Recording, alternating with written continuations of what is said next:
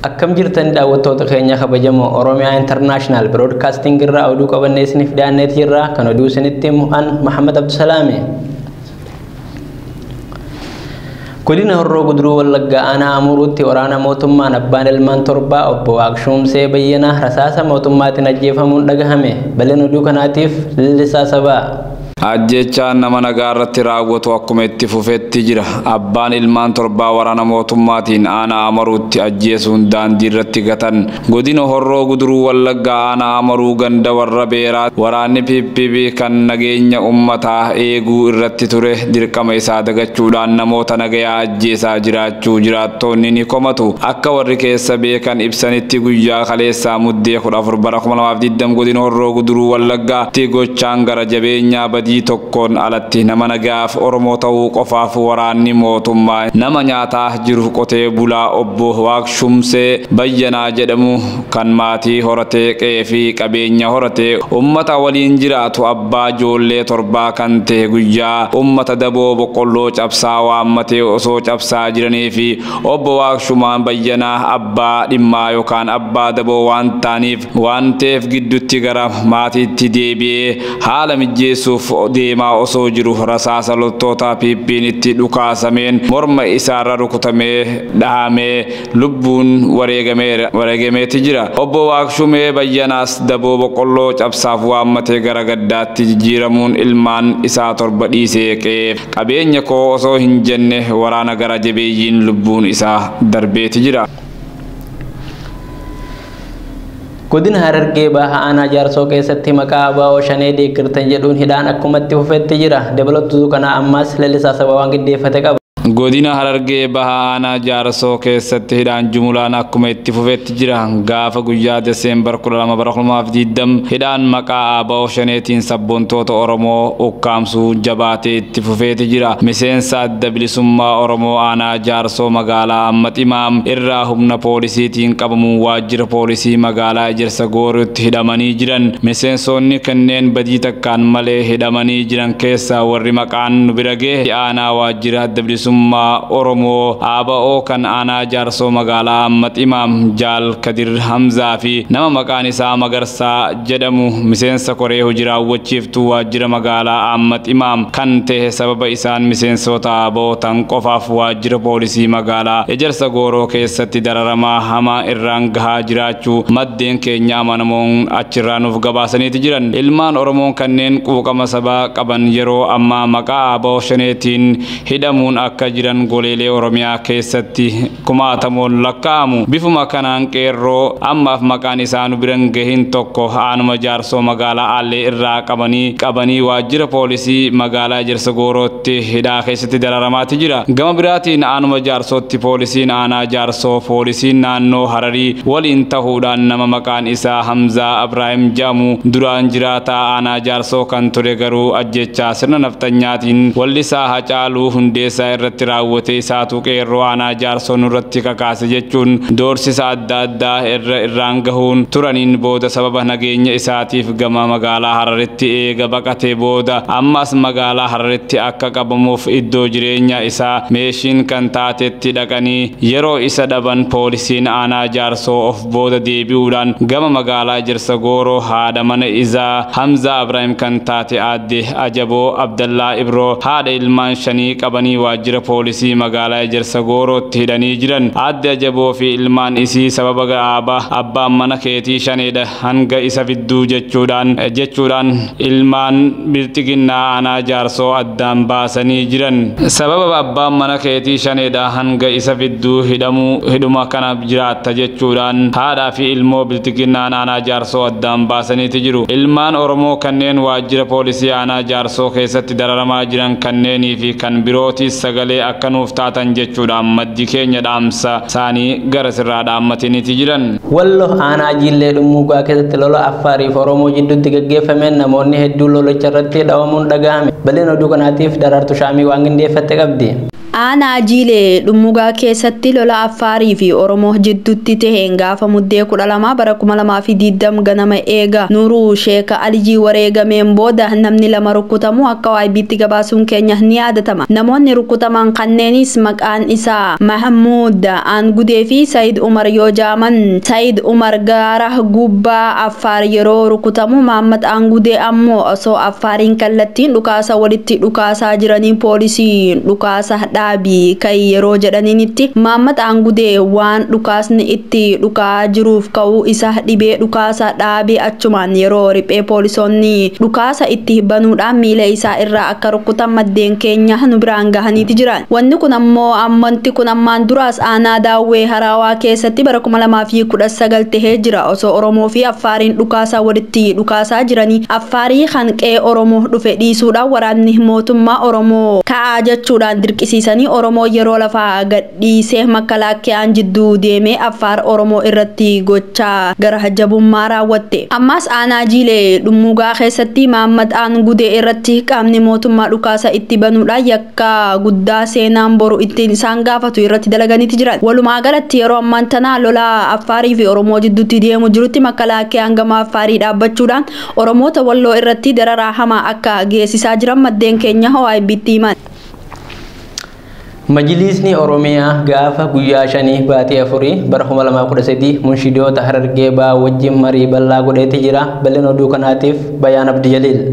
Majlisni Oromiyaa gaafa guyyaa 5 baatii 4 bara 2013 akka bar lakkooftuu Habashaatti munaashdoota Harargee bahaa wajjin marii bal'aa godheeti jira. Qaabonni Majlisa Oromiyaa Sheekh Jamaal Aliyyiitii fi walitti qabaan boordii majlisichaa Jeneraal Gaalii Abbaabor munaashdoota Harargee bahaa baay'ee wajjin guyyaa 5 baatii 4 bara 2013 akka bar lakkooftuu Habashaatti marii bal'aa godhaniiti jiran. Ashdoonni maricha irratti argaman babbeekamoon Anas Muhammad Ahmad Najjash akkasuma Mikaa'il Hussein, Ibrahim Ahmad Abdullah Ibrahim, Tuuji Abdul Jabbaari fi akkasuma Mustafa Muhammad turanidha. Maricha irratti gee waloloo shiriin Islaamaa keessatti qabu bal'inaan baasuudhaan gara fuulduraatti haala kamiin hidhiisaa wajjin qindoominaan akka hojjetamu sirriitti mari'atameeti jira. Akkasumas gee munaashdoonni Oromiyaa keessatti qaban guddisuudhaaf tokkummaa munaashdoota sadarkaa Oromiyaatti ijaaruun akka qabnuu fi beekamtiin munaashdoota babbeekamoof kennamuu akka qabu marii mere Oromiyaatti ijaaruun akka qabnuu fi akkasumas gee munaashdoonni Oromiyaa qaban guddisuudhaan tokkummaa munaashdoota sadarkaa Oromiyaatti ijaaruu akka qabnuu fi beekamtii munaashdoota babbeekamoof kennamuu akka qabu mari'anneeti jirra jaaniiti jiran. Hojiin munaashdoota waliin mari'atanii jajjabeessuun walitti fidanii ijaarachuun kun godina hundattuu akka itti fufee sadarkaa Oromiyaatti ijaaramuu qabu yaadni bal'aan keeti jira. Akkasumas kitaabni Oromummaa fi Islaamummaa jiru suuraa irratti amma ilaaltanii agartan kun munaashdoota kanneeniif arjoomeeti jira. Yeroo akka jaanitti munaashdootaa fi akkasuma warri walgeessisan irratti hirmaatan hundi isaaniitu rabbi nu gargaari artii kana ifa baasuuf gara fuulduratti irratti hojjennaas jechuudhaan majlisni hooggantoonni keessaafuu naannawaa Harargee baharraa achitti argaman marii isa irratti yeroo hirmaatan marii bifa bal'aadhaan goolabuudhaan yaadota garagaraa yaada fuulduratti akkaataa itti tarkaanfate irrattis marii bal'aa gaggeessaniiti jiran. Tolega daawwattoota keenya oduun biyya keessaa qabanne kanumaan gammade daawwattanii kanumaan karaa oduu biyya alaatti isin dabarsina. Saudi Arabiyaa keessatti lammiileen Itoophiyaa dhibbaan lakkaa'aman dararamaa jiraachuu jaarmiyaan mirga namaaf quuqamu Human Rights Watch ibseeti jira. Bal'ina oduu kanaatiif Daraartuu Shaamii waan qindeeffatte qabdi. Riyaad jidduu gala baqattoonni itti guuraman guddicha keessatti ammallee lammiileen Itoophiyaa dhibbaan lakkaa'aman dararamaa jiraachuu jaarmiyaan mirga namaaf quuqamu Human Rights Watch gabaaseeti jira. Hidhamtoonni haala iddoo itti tursiifamanii jiru komachuun akka jaarmee kanatti himanitti kutaa dhiphoo keessatti yeroo dheeraadhaaf walitti hoddommaachuu akka tursiifamanii fi eeydoota jidduu galichaatiin akka dararaan isaan irra gahaa jiru dubbatan. Dararaa akkanaa kanaan onkololeessaa fi sadaasa dabran keessa qofa yoo xiqqaate namoonni 3 ajjeefamuu himama. Human Rights Watch ibsa baaseen Suudi Arabiyaan baqattoota miidhaman keessa jiran manneen hidhaatti hatattaman akka gad dhiistuu fi iddoowwan namoonni itti walitti guuraman kanneen murtee isaa dhuma qofaaf akka fayyadaman gochuu qabdi jechuudhaan akeekkachiise. Biyyattiin lammiilee biyyoota garaagaraa irraa gara isheetti baqatanii jiran dararuu irraa of qusachuu akka qabduu fi akkasumas jiddugala baqattoonni itti walitti guuramanis kan sadarkaa isaa eeggate ta'uu akka qabus gaafate ibsi kun. Dhaabbatichi qorattuu mirga baqattoota Naadiyaa Hardamaan biyyoota dureeyyii keessaa tokko kan taate Suudi Arabiyaan baqattoota hidhuushiitiif dhiifama tokkollee godhamuu fi hin qabu keessattuu tibba weerara koronaa vaayirasii kana keessatti baqattoonni hedduu yeroo dheeraadhaaf bakka dhiphoo keessa tursiisuun waan akka mormuu qabuudha jette. Sadaasa dabre keessa Human Rights Watch baqattoota Itoophiyaa 7 kanneen mana hidhaa magaalaa Riyaad keessatti hidhamanii jiranii fi lammiilee Indiyaa 2 dubbisee ture. Hedduun isaanii sababa iyyannaa jireenya seera qabeessa harkaa dhabaniif qofa qondaaltota biyyattiitiin hidhamuu namoota dubbiseerraa akka adda baafate ibseeti jira jaarmeyni kun. Baqattoonni jaarmeyaaleen kun dubbise hundinuu mootummaa Suudii kutaa balfaan guutame keessatti hanga namoota 350 tursiisaa akka jiru dubbatan. Kanneen waggaa tokko oliif hidhamanis jiru. Hidhamtoota kunneen walitti heddummaachurraa kan ka'een bakka ciisaallee hin qaban al tokkotti hundi isaanii ciisuu waan hin dandeenyeef dabareedhaan akka gad ciisan dubbatan. Kanarratti immoo waardiyoonni akka dararaa waan irraa rafanii fi waan uffatan rafan baqattoota kanaaf hin kennan. Kanaafuu haalli baqattoonni kunneen keessa jiran daran kan nama yaaddeessuu fi waan yeroo itti kennamuu taa'anii ilaalanii miti jechuudhaan dhaabbanni kun gabaaseeti jira. Kan waardiyaa alaattiin al takka ho'i qaama isaanii bukaaraan kan hafe homaa of eeggannoo koronaa vaayirasii hin jiru kan jedhan baqattoonni kunneen namoota 350 ta'anii kutaa tokko galanii mana ficcaanii 5 kan hin caalle qofatti fayyadaman. Namoonni dhaabbanni kun gaafate hundisaanuu dararaa suukanneessaa eeddoonni jidduu gala isaan keessa itti hidhamanii jiran irra gahaa akka jiru dubbatan. Baqattoonni yaada kennan 9 keessaa 6 wayita waardiyoonni nama reeban kanallee fuudhanii deemanii osoo hin deebisin hafuu akka argan dubbatan. Lammiileen Itoophiyaa dargaggeessi ganna 27 tokko wayita namoonni akka malee waardiyoota reebaman arguu fi kanneen keessaa 3 battalumatti ajjeesanii duratti wayitaan du'an akka arge himanii jedha gabaastichi kun. Suudi Arabiyaa keessatti dararaan manneen hidhaa baqattoota irratti raawwatamaa akka jiru dhagahamuu erga jalqabe bubbuleera. Bara 2014 lammiileen Itoophiyaa mana hidhaa magaalaa Riyaad keessa turan tokko lammiilee hedduun biyyoota biroo irraa gara Suudii baqatan dararaa hamaa argaa akka turan hime. Human Rights Watch bara 2013 keessa iddoowwan baqattoonni itti guuraman 10 ta'uu Suudii keessa jiraachuu akka adda baase himeeti jira. Bara 2020 ji'a hagayyaa keessa immoo magaalaa lammiileen Itoophiyaa hedduminaan itti baqatan Jiizaanii fi Jiddaa keessatti manneen baqattoonni itti hidhaman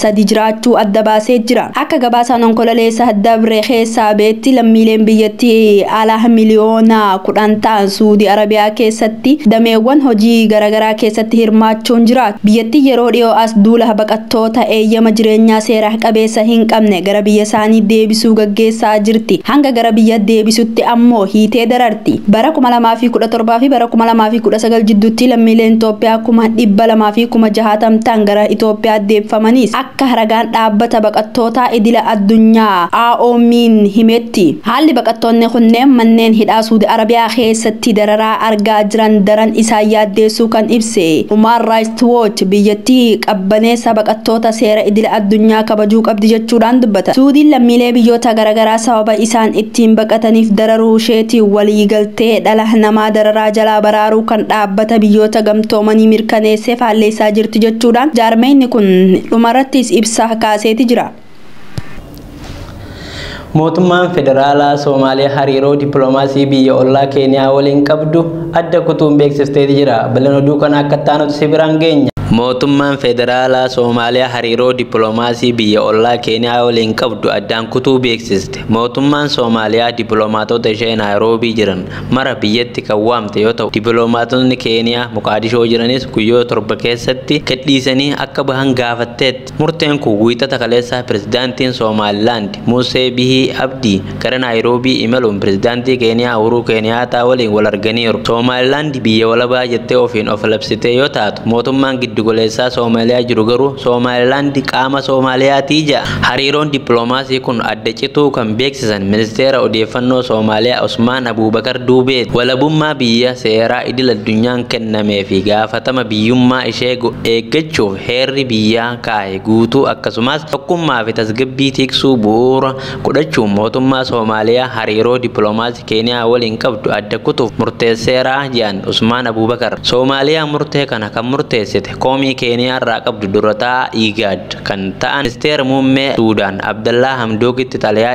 erga beeksisan booda yeroo dhiyoo as Soomaaliyaan Keeniyaan dhimma keessoo kiyyaa keessa galaa jirti birmadummaa kiyyaas sarbaa jirti jechuun komachaa jirti. Ministeerri odeeffannoo Soomaaliyaa Usmaan Abuubakar Duubee yeroo Soomaaliyaan filannoof qophooftutti Keeniyaan biyya keenya jeequuf shira xaxaa jirti jechuun guyyoota duraa himachuuf miidiyaa mootummaa Soomaaliyaa Naashinaal TV'n gabaaseera. Nuti Keeniyaa ni kabajna, fedhii wal fakkaataa qabnuu fi ollummaa keenya ni kabajna jedhanii turan. Aanga'aan kun Keeniyaan giddugalummaa siyaasaa gaggeessuu fi hooggantoota mormituu Naayiroobii keessaaf alaa ijjeessitii jechuunis himata mootummaan Soomaaliyaa. Dabalataan Keeniyaan pirezidaantii Somaalilaand simachuun mootummaa Moqaadishoo jiru mufachiisee jira. Keeniyaan gama isiitiin biyya ollaa Soomaaliyaa daheeffate kan sossoo Alshabaabiin si'a hedduu miidhamtee jira. Kanaafis nageenya Soomaaliyaas kan Keeniyaa kaan naannichaas eeguuf dirqama qabaachuu ji'a lama dura sagantaa Hard Talk irratti kan dhiyaatan pirezidaantii itti aanaa Keeniyaa Wiiliyaam Ruutoo himanii jiru.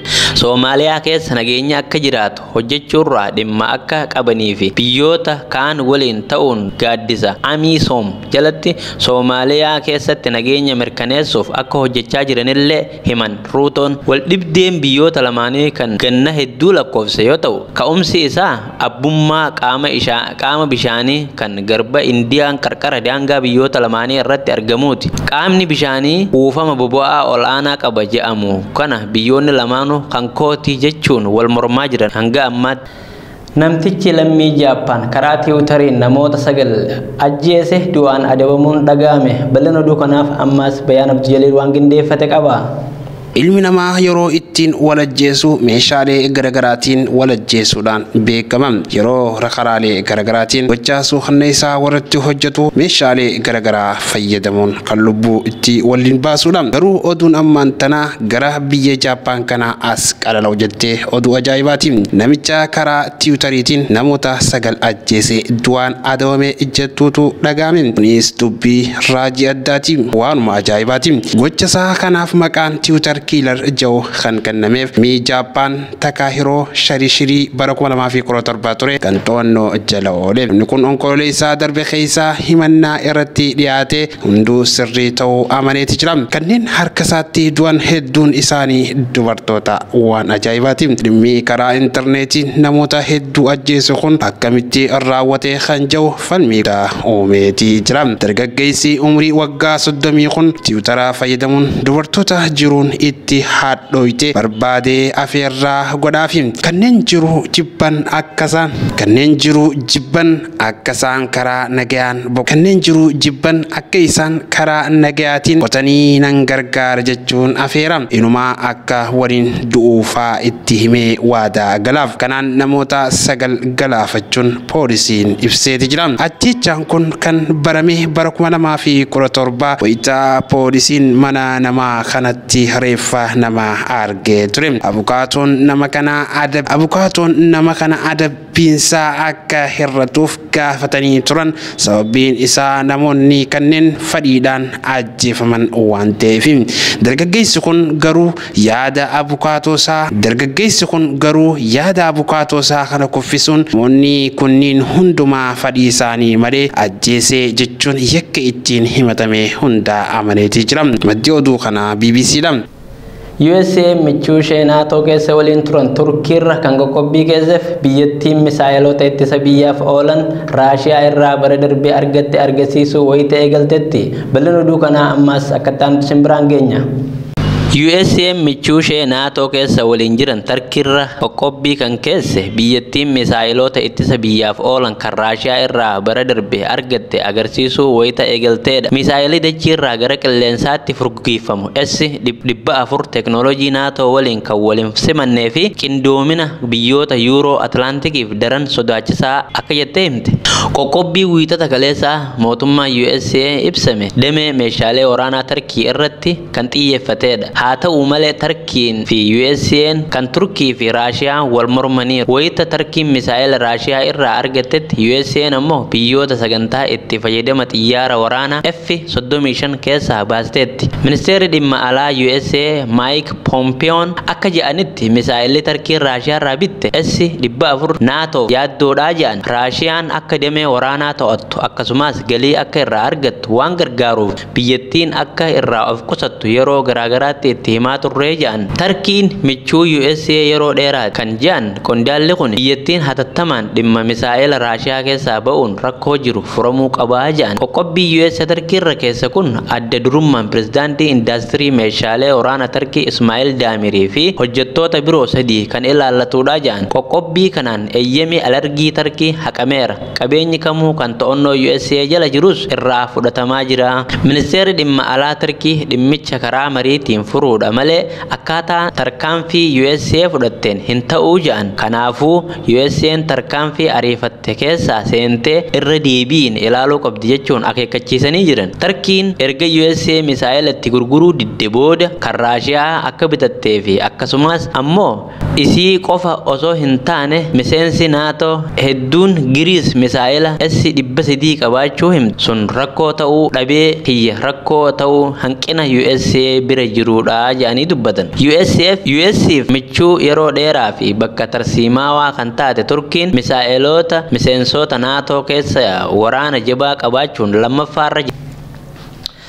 Tolega daawwattoota keenya kabajamoo Oromiyaa International Broadcasting irraa oduun irraaf qabannee isiniif dhiyaanne kanuma hangammaatti daawwattanii oduu biraatiin hanga walitti deebinutti asumaan nagaa isiniin jenna.